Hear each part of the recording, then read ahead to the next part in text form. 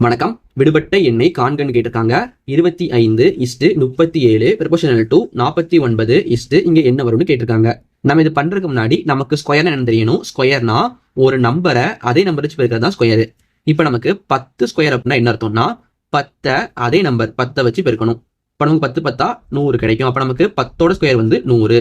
இதே மாதிரி எல்லாமே 3 ஸ்கொயர்னா 3 × 3 9, 4 ஸ்கொயர்னா 4 × 4 16. இந்த மாதிரி தான். இப்ப நமக்கு பாத்தீங்கன்னா இங்க முதல் நம்பரா 25 இருக்கு.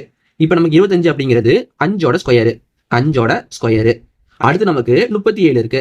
இப்ப நம்ம இந்த 37 ரெண்டா பிரிச்சுக்கலாம். 36 + 1. இப்ப நமக்கு இங்க 36ங்கிறது 6ஓட ஸ்கொயரு. ஓகேயா, 6ஓட ஸ்கொயரு + 1.